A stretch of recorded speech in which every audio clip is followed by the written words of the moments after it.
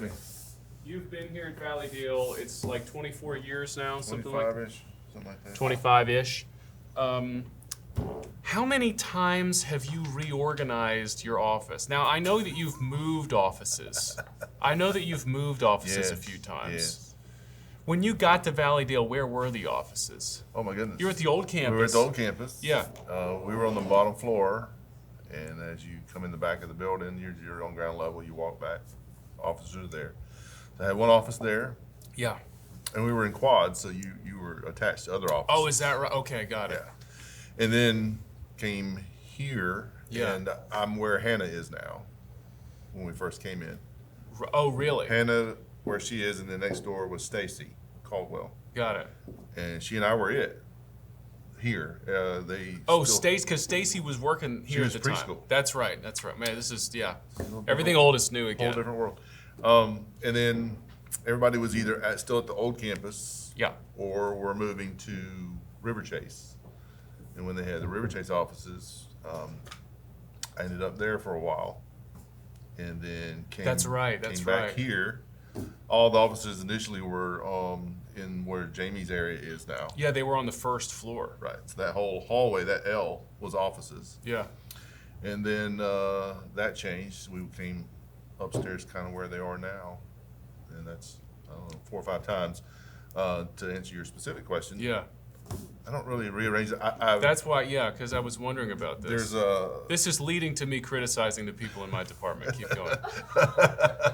So the city of whatever their city is down the road, Indian Springs, ordered some furniture for their office. Oh, that's right. Yeah, I And remember you for telling me whatever reason, the delivery people delivered 2 sets, and they said we don't need 2 sets, and somehow we had a connection, and they said, "Can you use it?" And I said, "I can use it." So I got new furniture. And out so of the you deal. complain. Now, that was the thing. Like, you reorganized them, and you are a very consistent person. Mm-hmm. Something I admire about you. And then one day I walk in, and Pastor, it's like not only are things moved around, There's a whole different the setup. furniture landscape has completely Yeah, changed. yeah, and my wife would like to see things up on the wall, but My wife regularly. my priority level for that is really low, Yes. and her priority level is a little higher. Yeah. Well, you are But she's very. not here to do it, so You're like, I'm here to work. right. This is a utilitarian space. I walk in the office and I look at the things that need done, You're like, and, yeah. and the stuff on the wall is just, it doesn't even register. How in the world could I put that at the top of my priority Exactly. list? And then even if it were to rise, I go, don't want to do it. So basically, you're saying just one unforced reorganization in 25 years. It was kind of one of those deals where I was kind of tired of the furniture landscape I had. Yeah. This just kind of fell in my lap. Yeah. I think Dave came and said, "Hey, there's this furniture. Do you want it?" And I said, "Let me see it." He had a picture of it. I said, "Sure, why not?" So if any of you around the church have never been to Pastor Chuck's office, just walk a little bit farther than it takes to get to the big room, and then he'll be on the left. He loves unannounced visitors. Actually, you actually kind of do. Your door's open a lot. I know that you like welcome conversations with Keep the people. door open. Yeah. So the thing that got me thinking about this is that Dylan, our resident, and his name is Dylan. People have called him so many wrong names, so we're gonna get him a T-shirt with all the wrong names people call him. Dylan, our office resident, is it 4 times, maybe 5? He's been here like 3 months, and he's reorganized. He's done a full reorganization, moved the furniture, everything of his office. Like, it's disorienting, because I walk into the office and I'm like, wait, where is everything? Is Dylan here? Am I in the right place? Are you? Yeah, this has changed so much. I'm just giving him a hard time. Dylan's doing a great job. And actually, I owe a deep debt of gratitude to Dylan, to Joanna, the departed Rentern, and others who have helped me reorganize my office so it actually does look like, I care about care more than I do. I'm kind of like it where it's at. I put it there for a reason. Right. It's utilitarian. Yes. I think is the word. Yeah. And if it ain't broke, don't fix it. If it's broke, then I'll move it. Yeah, it's boring. My wife says the same thing. You're so boring. Well, that's so. Tommy, our office admin, she'll always be like something. If she sees me in there and I'm like stacking up books and moving around books on the bookshelf I have, she's always like, something's wrong. Like you must be thinking about something, or she does, or she also knows that maybe she's gonna have to take some of these books like to Goodwill or something. But yeah, I think that's my version of it. Just like, I think I have most of the stuff done. I'm just gonna like clean this space up a little bit. Yeah. I think for me, I just don't want to spend 30 minutes each day wondering where something is. Where did that go? It used to be here. Where is it now? It started to happen for me, like for work things that I do. This will be a good segue to Upward. For work things that I don't do like every week. Right. And then I come back to it and I'm like, I can't remember what I did. I can't remember what technical process. So I've had to start doing more like Post-it notes or like notes on my computer. Like, this is how you did this, Kirkwood. This is how you changed the tempo in that Logic project when you thought you couldn't do it. Sure. But Upward is one of those things. It comes around every year. Yeah. But are there things that so Upward basketball, evals start tonight. Tomorrow. Also tomorrow night. The Upward seasons begin. Are there things that surprise you as you approach the Upward season every year, or is it's just ingrained in you now? It's largely the same every year. Every year's got its own twists and turns, and it's things that happen. This year we've exceeded last year's number by 1 so far, which is amazing. I was going to ask you about that because it was full last year. I mean, it's full this year, and yeah. Came quick. It started a little slow, but then it's boom, we're here. But yeah, everything's a little different. There's a new twist and turn. Sometimes we have a hard time getting coaches. Sometimes we have less hard time getting coaches. Sometimes we have limited space, even with 2 gyms. Yeah. And so sitting down and working out what a practice schedule would look like. Right. Is But you have sometimes a Mark for challenge. that. We have Mark for that. Yes. Unfortunately, he had a death in his family. It is so sad. We've been praying for And yes. so, continue to pray for him. So the things that Mark would have been doing, I'm taking back on, which is great, but because I can do it. Of course, yeah. You're. But it's it's been Well, interesting couple weeks. I'm really looking forward to Upward basketball. This will be my 3rd year. Because you'll remember that first year I volunteered to help in whatever way I could, and you said, "Congratulations, you're a head coach." And so but it's a it quick was path. it's a quick path. sort of like the Patriots, or whatever football joke you want to make. Somebody promoted too soon. But speaking of football, I wanted to ask, like, what's your postmortem on like the football season? Like this was the second one, right? The second one that Valleydale has done. Yes, with yes. Upward football. It's been good. It's actually the 3rd. Oh, And, okay, sorry. No, that's fine. But it's gone well. I think the kids have had a great time. We've got some really good coaches. Been doing a great job caring for the players and teaching them the game. And I've enjoyed it. It's been good. And back the last couple weeks, we actually had footballish weather. Yeah, it was nice. really nice. Otherwise it's a little warm. But it's a is. great season. I think the community has appreciated it. A really good turnout, and we're hoping to continue to build on it. My son's team was the Jets, and I was not coaching because I really, as far as coaching football, I know very little. But I decided to get some Jets gear online, which, as you might imagine, was heavily discounted. and so I've had my Jets hat and my Jets shirt on that I got on bargain basement clearance sale. And then Mark Warner asked me to go out and work the stick. So I was just like, well, guys can guess what kind of spots the opposing team will be getting. Right. I had way too much fun with that, just moving things around, and especially with the coaches that take it too seriously. Like, their spot could be like right there, and I'm like, do you see the logo that's on this hat? Yeah. They actually think I'm serious. Yeah, my favorite referee story from this season is first game. One of the coaches kept offering help to the referee about different plays that should have been called. And finally, at the end of it, the referee finally walked to him and said, "You know what? You're amazing." And the guy's like, "What?" Did he give him his whistle or something? He said, "All day long, you've been able to see things that I can't see. You're amazing."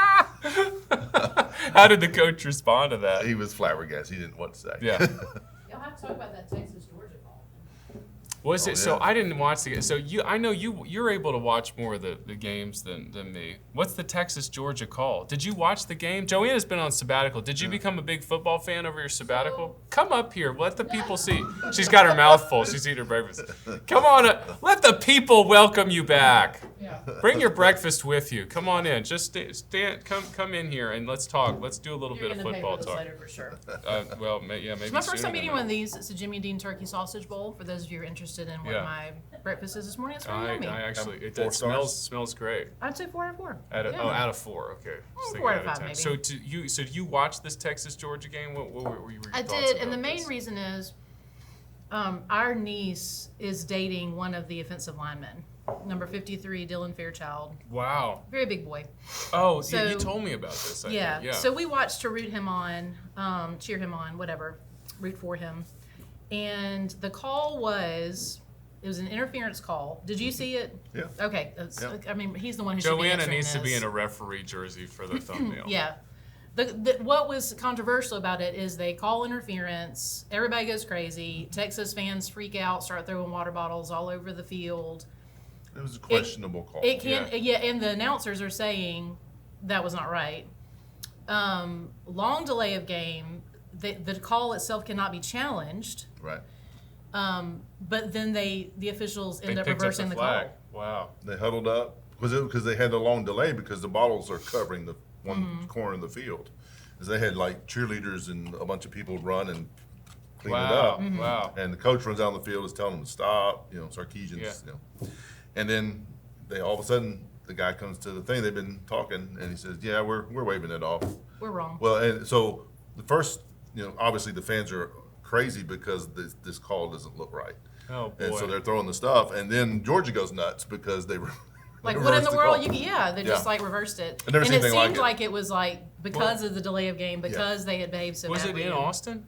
Yes. Yeah. Oh my gosh. Which Wow. was in Austin the same weekend. Look at I am sports girl. That's the I only thing love I'm bringing this. back from my This sabbatical, is my guys. I'm favorite all about thing. sports. F1 race was in Austin this weekend. Oh, that's right. You and it Ken was have been watching those, crazy. right? Yeah, they said the traffic and stuff was crazy. All right, I'm gonna. Okay, leave. we'll have you. We'll have you back next week. Excellent. Once Pastor's flight gets delayed out of Switzerland, I'm sure we'll need you to fill in. We But also it- need to talk about how Russell Wilson is back. Russell Yeah, Wilson he's back back. for the, He's but back. somehow back for the for the Steelers. Steelers. Oh, and Steelers. Pastor Yeah. Chuck's team's the Steelers. Okay, so let's stay on football then for a Okay. second. So the Steelers. So I'm open about this. I love the Baltimore Ravens. They came to Baltimore while I was living there as 11 years old. I'm going to show the picture because I have Okay. the first shirt with the old logo and it's me and my brother. Anyway, so I hate the Steelers. I have to, right? Right. You have to. But last night, oh how I was cheering for the hated Steelers because somehow the Jets are even less likable. They're pretty bad. They're pretty bad. But Chuck is a lifelong Steelers fan. We actually did a bit about this Did we I think do we this? did. I think we did. We had the shirts on and everything. So tell me, what was your experience with enjoying watching the Russ Bus just take over? Well, actually, we were celebrating my mother-in-law's birthday, so I didn't get to actually watch the game, but I did catch up this morning. and Okay, fair enough. that was good to hear That and thank because the other quarterback had been playing all season to this point. And yeah, Fields was that's right. because Russell's been hurt, and so he came in not sure how he was going to do, how he was going to perform. A little rusty at the beginning, but I think Good pun. figured it out. Yeah, it was good. I even Figured it tried. out. Tomlin is just an incredible. I don't hate the Steel. I don't hate anybody, I have honestly. never heard you say a nice thing about Tomlin. Tomlin is. This is Mike Tomlin. Chris Tomlin, I feel very differently about. Sorry, Chris. I know you beloved watcher of the show. So, but yeah, Mike Tomlin, incredidible coach. He's been there for, forever. Long time. Multiple Super Bowls. Long Have great respect for him. So yeah, I don't know. Sky's the limit for the Steelers now. Who knows? Well, we'll see. We'll see. They have a history of losing games they shouldn't, and coming up big in games sometimes that you are surprised. And they have the Ravens to contend with. Yeah. Who look really good. Well, for the last 4 games, they certainly have. And I appreciate you saying that about the about just prioritizing being with family. Obviously, spend time with your family. Don't sit there watching football for 6 hours. And oh, go ahead. But with football this weekend, we were at the Thompson Hoover game. Oh, on Friday? Yes, and I admit my bias. I was rooting for Thompson, Of course, you live in Alabaster. right? But wow, Was it bad? Horrible officiating. Oh, Worst I have really? ever Oh, seen. no. Yeah, it's bad. And Was it just bad or was it biased? well, I can't tell you it was biased because I don't know the officials, right? But wow, it went really one-sided. And after watching the Texas game, I'm like, well, if they can throw bottles, I'm going to bring a penalty flag, and I'm Just throw a flag throw yourself? and Man. walk down there and call something, because wow. Somehow I feel like that would actually get you kicked out faster than probably throwing would. the bottle. It would. Just for the confusion I think aspect they would. of it. I think they would figure it out who it was, where it came from. When in the unfortunate era where I was doing comedy, we actually did a bit about that one time. We went to this conference and we were just throwing it. Me and my buddy Tyler were dressed up as referees, throwing penalty flags at things that we didn't like. And they couldn't kick us out because they asked us to Right. do it. The conference did. So it was, as you might imagine, it was extremely annoying and also really funny. So yeah, you should maybe you should think about that. Just next Friday night. I thought seriously about just getting my stripes and just walking out on the field. Yeah. And that's blowing my whistle. Yeah. First down. See what happens. So I feel 'Cause like there's already 7 officials. How would they know that there's an 8th, right? Well, how? there's a lot out there. Well, and it's not like you can't go buy that uniform anywhere. Right, Like you just right. go down to Dick's Sporting Goods and you Yeah. could get. And then just come over and just take it off. Feel like 59 is now 48, and just go sit down. That's excellent. That's like a Jason Bourne kind of thing. Because You they're just in there- slip into the crowd, take your ref shirt back Because they're in on. there confused. Who called that? And I'm gone. I'm out the door. Yeah. I really like this plan. I'm not surprised at all that you came up. Yeah, have you been thinking about this for a while, or this is just one of your Chuck's and ideas, man? During the game, I'm like, somebody needs to call this. So does Somebody- Tamara have to hold you back from saying no, stuff? she's actually the louder of the two. I have to sometimes go, I don't know. I don't know her. You just scoot over a It's little over bit. here. So you're angry, but you're keeping it behind, your calm facade there. Well, Daniel was there with me, so I could kind of let him know what I was thinking. I don't know if I've said this, but for the games that I really care about, for the most part, I don't watch them. I can't. Yeah. Well, to anxiety. my mother-in-law. Well, it's really just because I don't want to sacrifice my Christian witness, especially with my kids. My mother-in-law was there last weekend. The Ravens are playing the Washington Commanders, and it's a big game. And so I just go out and mow the grass because I'm like, I can't handle this. And I come back in for a break, and my mother-in-law is like, hey, there's only 3 minutes left in the game. You should just finish it off. I'm like, all the kids are sitting there. I'm like, I don't want to, but okay, fine. I sit down. There's immediately a bogus pass interference call. And I'm just was gripping the table. I'm like, I said the S word in front of my kids. Stupid.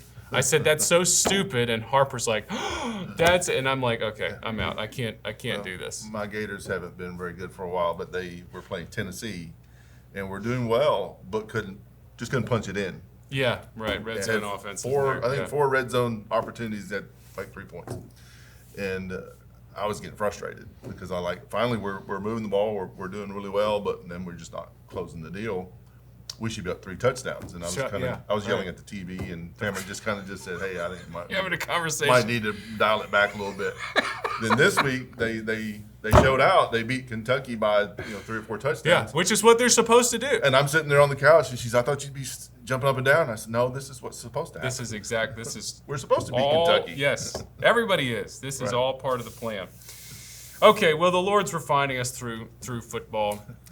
You mentioned earlier something, if it ain't broke, don't fix it, which made me think of, the whole pun on the Baroque era, which is all I could think of as I was looking at Miss Debbie and Pastor Mac's Facebook post, because they're looking at all these churches in Northern Europe. Yeah, the ones that took 200 years. If you look at it from a distance, and they say, this took 200 years to complete, you're like, why? I mean, just kind of a big building. But then you get in close, and you realize, every brick in the building has an intricate carving on it. Sure, it's crazy. Crazy is the right word, but They didn't have football to watch. right. They were way more freed up. Yeah.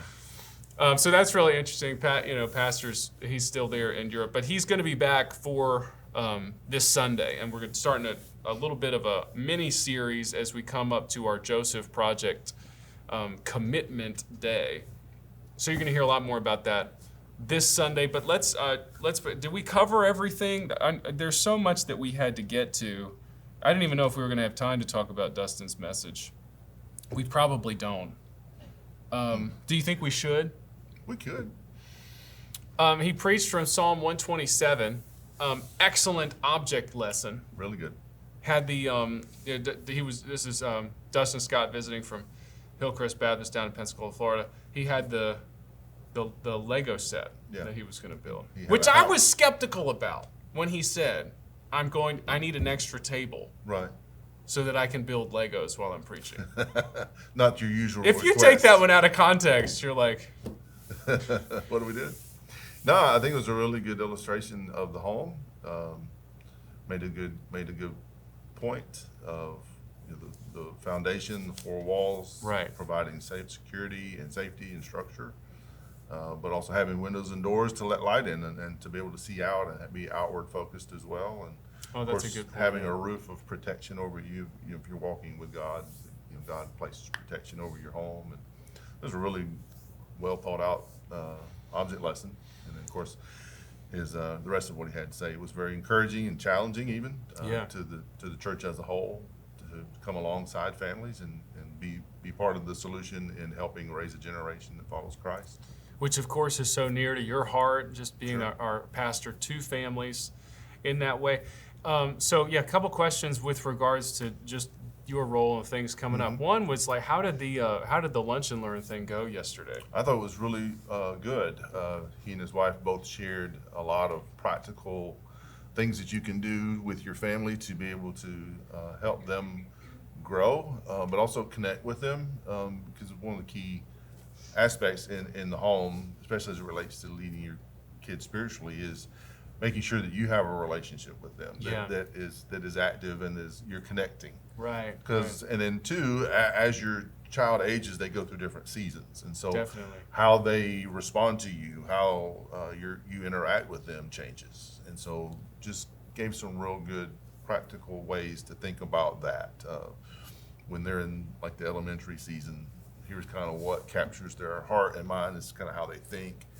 They tend to think in stories, so tell lots of stories. And so middle school, they're a little bit more like engineers. They want to know how things work and understand how this affects that and this cause and effect kind of thing. And so you have to change and shift from the storytelling. Yeah. And then as you get into the high school years, they become more philosophers. They want to think deeply about things, and sometimes they just want to think and tell you what they think without you kind of really responding. And maybe you, based on what you hear, you go, maybe we should come, circle back to that and have that conversation, because maybe as a parent that right now they're not wanting my 2 cents. They're just wanting to tell me what they think.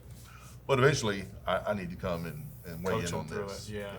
So, but then you've earned the right to come back and speak because you've listened, you've participated in what was important to them. That's great. Yeah, it was real good.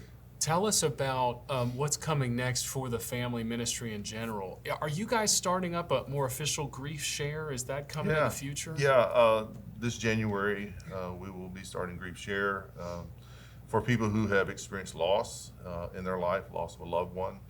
Could be a spouse, could be a child, could be a parent, whatever. And so it's about a 13-week curriculum, and folks will walk through that in a group setting.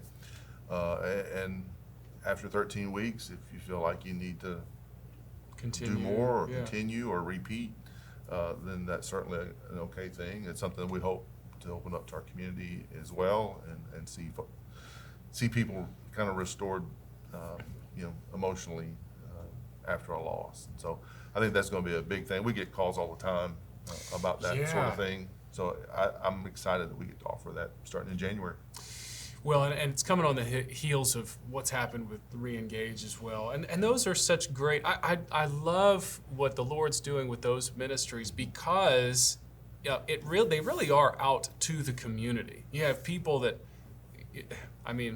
it's a strange thing to say, but sometimes the intimacy of those difficult problems, they wouldn't necessarily want to go in their church, so they're able to come. We're able to serve them in that way. Yeah.